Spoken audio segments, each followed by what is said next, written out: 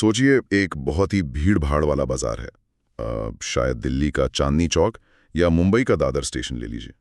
चारों तरफ शोर है और पैर रखने की जगह नहीं है। हाँ, और हर कोई बस जल्दी में होता है ऐसी जगहों पर। राइट।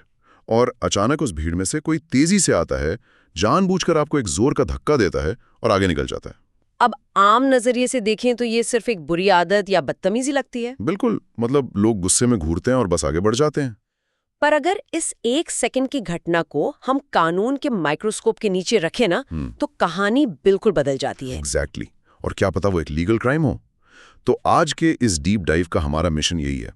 हम भारतीय न्याय संहिता यानी BNS 2023 के उन हिस्सों को डिकोड करेंगे जो इंसानी शरीर के खिलाफ होने वाले अपराधों से जुड़े हैं। हाँ, क्योंकि 1860 के उस पुराने आईपीसी को अब भारत के इस नए कानून ने रिप्लेस कर दिया है। और आज हम इसी नए कानून के तहत क्रिमिनल फोर्स और असॉल्ट के बीच के उस पेचीदा फर्क को समझेंगे। राइट। क्योंकि आम बोलचाल में और न्यूज़ डिबेट्स में लोग इन्हें एक ही सांस में बोलते हैं, जैसे दोनों का मतलब एक ही हो। पर ज्यूरिस्प्रूडेंस या कानून की दुनिया में इन दोनों में जमीन आसमान का अंतर है। सही कहा।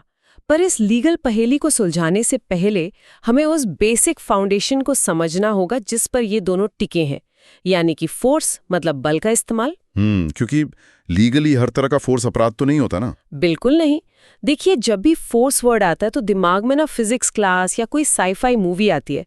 पर BNS का सेक्शन 128 जो पहले IPC 349 था, उसमें सारा फोकस इंसानी इरादों और मोशन पर है। मोशन पर। तो मतलब कानून की भाषा में फोर्स किसे कहते हैं? सेक्शन 128 कहता है कि अगर कोई एक इंसान किसी दूसरे इंसान के अंदर मोशन पैदा करता है या उसकी दिशा बदलता है या उस मोशन को रोक देता है, तो उसने फोर्स का इस्तेमाल किया। अच्छा, जैसे कोई बस स्टॉप पर खड़ा है और किसी ने अचानक आकर उसे खींच लिया, या रोड पर चलते हुए कोई धक्का देकर साइड कर दिया, राइट? एग्जैक्टली। या कोई दौड़ रहा है और सामने से कस के पकड़ लिया गया। ये सब फोर्स है। और बात सिर्फ स्किन टच करने तक लिमिटेड नहीं होती। वेट, स्किन टच नहीं तो और क्या? अगर उस मोशन की वजह से कोई चीज उस इंसान के कपड़ों से या उसके हाथ में पकड़ी किसी चीज से टकराती है जिससे उसे कुछ फील हो, तो वो भी फोर्स है। ओह, आई सी। तो BNS इस मोशन को ट्रांसफर करने के तरीके भी बताता होगा। क्या हमेशा अपने हाथ या बॉडी यूज करना जरूरी है इसके लिए? BNS में बेसिकली 3 तरीके बताए गए हैं। पहला तो वही सीधा बॉडीली पावर यूज करना, जैसे मुक्का मारना, धक्का देना या पैर अड़ा देना। दूसरा तरीका थोड़ा ज्यादा इंटरेस्टिंग है। वो क्या है? किसी सब्सटेंस या चीज का इस्तेमाल करना। मान लीजिए कोई छत पर खड़ा है और नीचे गुजर रहे किसी इंसान पर जानबूझकर पानी फेंकता है या दूर से पत्थर मारता है। उसने हाथ से उस इंसान को टच नहीं किया। हाँ, वो पत्थर या पानी उसके इरादे का ही एक्सटेंशन बन गया एक तरह से। और तीसरा तरीका क्या हो सकता है? तीसरा सबसे अजीब है, किसी जानवर का इस्तेमाल करना। अगर कोई किसी कुत्ते को भड़काए कि वो किसी पर झपटे, तो कानून उसे भी इंसान द्वारा लगाया गया फोर्स ही मानता है। वाह, ये तो काफी ब्रॉड डेफिनेशन हो गई। पर एक ट्विस्ट आता है मेरे दिमाग में अभी।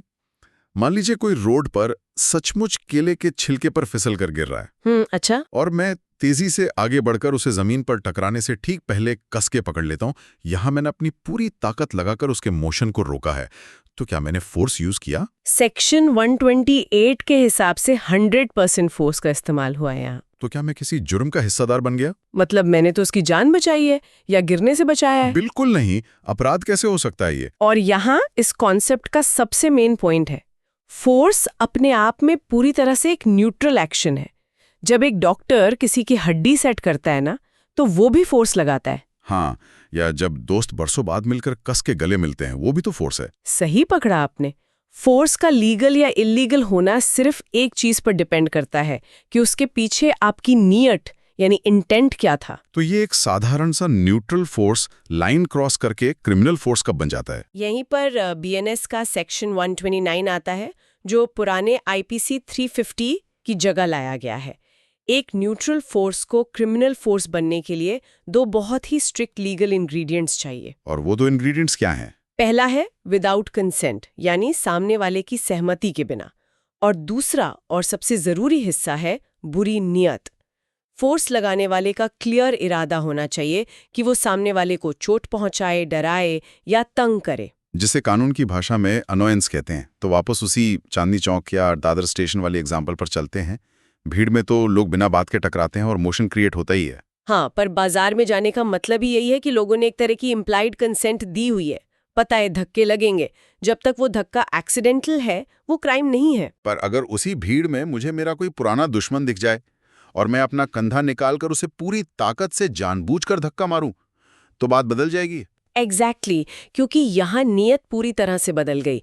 आपका इरादा उससे गिराना या इनॉयंस पैदा करना था, और किसी ने जानबूझकर धक्का खाने की कंसेंट्स तो दी नहीं होती।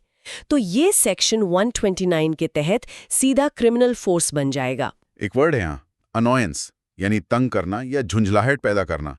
कानून ने छोट और दर के साथ इसे क्यों रखा है? क्योंकि लॉ सिर्फ इंसान की फिजिकल इंजरी नहीं देखता, वो डिग्निटी यानी गरिमा की भी रक्षा करता है। जरूरी नहीं कि क्राइम में खून बहे। राइट। मुझे याद आ रहा है एक पुराना क्लासिक लीगल केस है इस पर, चंद्रिका साउ वर्सेस स्टेट ऑफ बिहार। इस केस में तो कोई फिजिकल इंजरी या खून खराबा नहीं हुआ था।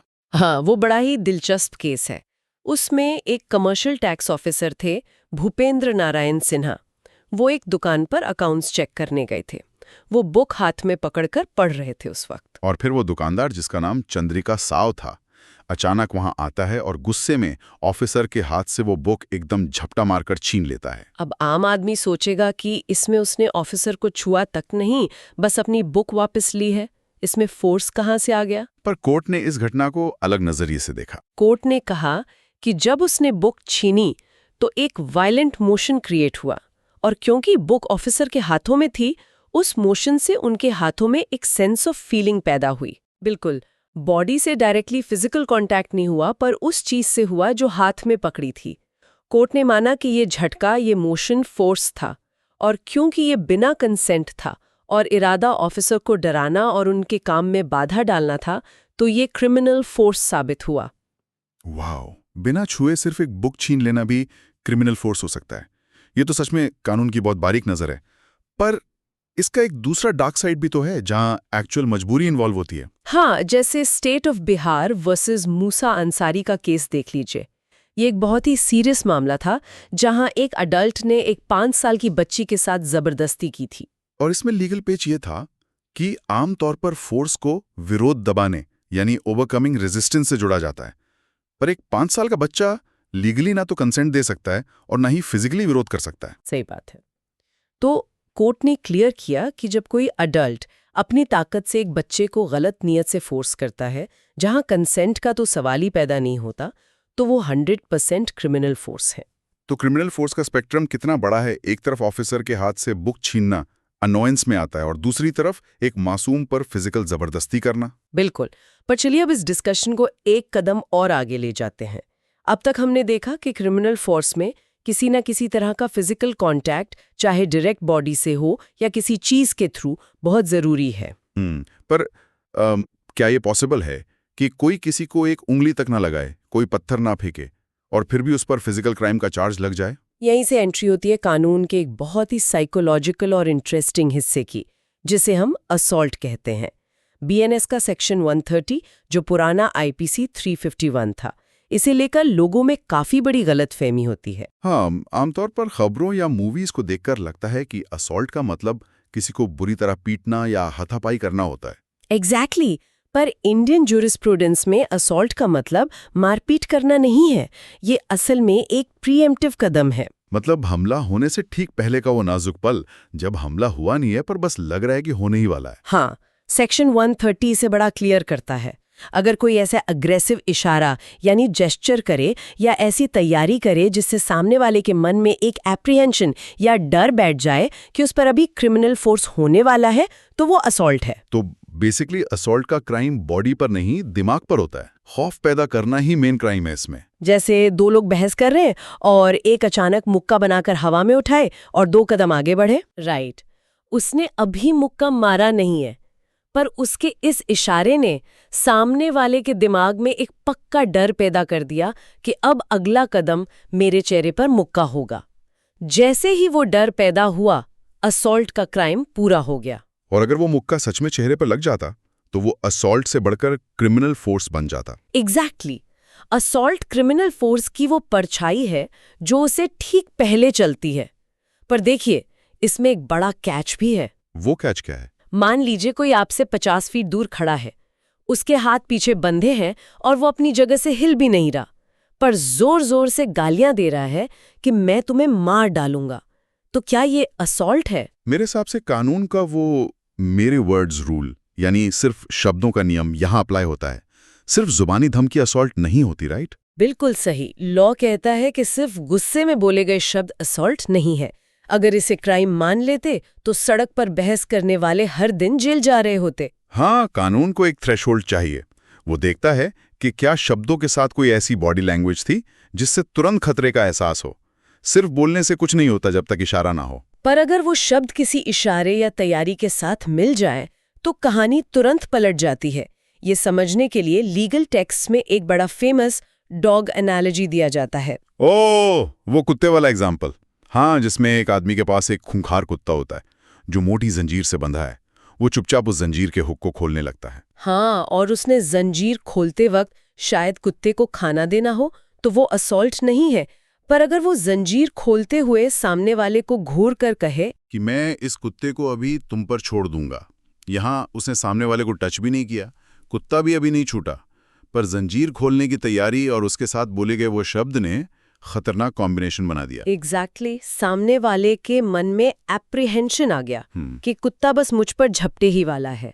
ये जो मन में बैठा खौफ है ना, बस यही असॉल्ट है। मतलब किसी अंधेरी गली में अगर कोई आप पर रेड लेजर पॉइंटर डाल दे, उस रोशनी से बॉडी को फिजिकल चोट तो नहीं लगेगी, पर दिमाग सोचेगा कि इसके पीछे बंदूक है। वही पल भर का खौफ असॉल्ट है। और डॉक्टर राजकुमार सत्याव्रत पाल वाले कोर्ट केस में तो इस बात पर पक्की मोहर लगाई गई थी कि असॉल्ट के लिए रत्ती भर भी फिजिकल कांटेक्ट होना जरूरी नहीं है। तैयारी और इशारा काफी है। अच्छा, अब यहाँ से थोड़ा पीछे हटकर बड़ी पिक्चर देखते हैं। अगर ये सारी चीजें पुराने आईपीसी में पहले से थीं, तो नए बीएनएस को लाने की जरूरत क्यों पड़ी? इसमें नया क्या बदला है? देखिए, आईपीसी एक कॉलोनियल कानून था जिसे लॉर्ड मैकॉले ने बनाया था। उसका मेन ऑब्जेक्टिव भारतीय जनता को सजा देकर कंट्रोल करना था। पर बीएनएस का फोकस सिर्फ सजा पर नहीं, बल्कि जस्टिस और मॉडर्न समाज की जरूरतों पर ज्यादा है। पर मैंने देखा कि जो सेक्शन 131 है नए बीएनएस में, जिसमें बिना उकसावे के क्रिमिनल फोर्स या असॉल्ट करने की सजा है, वहां फाइन सिर्फ 500 से बढ़ाकर 1000 रुपए किया गया है। हाँ, बहुत लोग सोचते हैं कि 16 साल बाद कानून बदला और जुर्माना सिर्फ 500 रुपए बढ़ाया। आज के टाइम में 1000 रुपए से किस दबन को डर लगेगा? वही तो, ये सुनने में थोड़ा अजीब और नाकाफी सा लगता है। पर कानून को ऐसे टुकड़ों में नहीं देखा जाता। ये 1000 रुपए सिर्फ बेस लेवल फाइन है। असली डेटरेंट तो उसके साथ जुड़ी 3 महीने की जेल की सजा है, जिससे लोग डरते हैं। ओह, ओके। और जहां तक मुझे पता है, बीएनएस में पब्लिक सर्वेंट्स को लेकर भी काफी स्ट्रिक्ट रूल्स हैं अब। बिल्कुल। सेक्शन 132 पब्लिक सर्वेंट्स के बारे में है। जैसे कोई ट्रैफिक पुलिस वाला हो या टैक्स ऑफिसर, अगर उन पर असॉल्ट होता है तो वो सिर्फ आम इंसान पर हमला नहीं है, वो स्टेट के काम में बाधा डालना माना जाता है। इसलिए पनिशमेंट वहां बहुत स्ट्रिक्ट हो जाती है। और इसके अलावा बीएनएस का जो अप्रोच विमेन सेफ्टी को लेकर है, वो भी बड़ा प्रोग्रेसिव लगता है। हाँ, बीएनएस ने औरतों और बच्चों के खिलाफ क्राइम्स को स्पेशली चैप्टर 5 में अलग से प्रायोरिटाइज किया है। कानून साफ मैसेज दे रहा है कि पावर डायनामिक्स मैटर करते हैं। एक कमजोर वर्ग पर हमला कानून की नज़र में बड़ा और सीरियस अपराध है। तो इस पूरे डीप डाइव का मैं टेक अवे ये निकालता है कि फोर्स बस एक न्यूट्रल मोशन है। किसी को गिरने से बचाना भी फोर्स है, पर वो क्राइम नहीं है। और जब उसमें सामने वाले की सहमति नहीं होती और नीयत बुरी होती है, तब वो क्रिमिनल फोर्स बन जाता है। और असॉल्ट के लिए तो किसी को छूने की भी जरूरत नहीं। सही बात। बस वो डर, वो एप्रीहेंशन क्रिएट करना ही काफी है कि हमला होने वाला है। बातें सिर्फ हवा हैं, पर इशारों और तैयारी के साथ मिल जाएं तो वो असॉल्ट बन जाती हैं। ये लीगल बारीकियां हम सबको अपनी रोजमर्रा की जिंदगी में समझनी चाहिए, ताकि पता चले कि कहाँ बुरी आदत खत्म होती है और कहाँ से क्राइम शुरू होता है। बिल्कुल। और अब इस डीप डाइव को खत्म करने से पहले एक माइंड बेंडर थॉट सबके साथ शेयर करना चाहूंगा। हमने बार बार देखा कि असॉल्ट के लिए फिजिकल कांटेक्ट नहीं, बस एप्रीहेंशन ऑफ फोर्स चाहिए। हाँ, अपराध शरीर पर नहीं बल्कि दिमाग में होता है। तो सोचिए, आज का जमाना तेली से वीआर और मेटावर्स की तरफ जा रहा है। लोग डिजिटल अवतार बनकर, हैप्टिक सूट्स पहनकर वर्चुअल दुनिया में इंटरैक्ट करते हैं। ओह, बहुत इंटरेस्टिंग पॉइंट है ये। अगर उस वर्चुअल दुनिया के अंदर कोई अनजान अवतार आपके सामने अचानक कोई बड़ा खौफनाक और एग्रेसिव इशारा करे, जिसे देखकर आपको रियल लाइफ में अपने कमरे में सचमुच क्रिमिनल फोर्स का डर लगने लगे और आपकी हार्ट बीट बढ़ जाए। डर तो सच में असली फील होगा ना उस वक्त। एग्जैक्टली।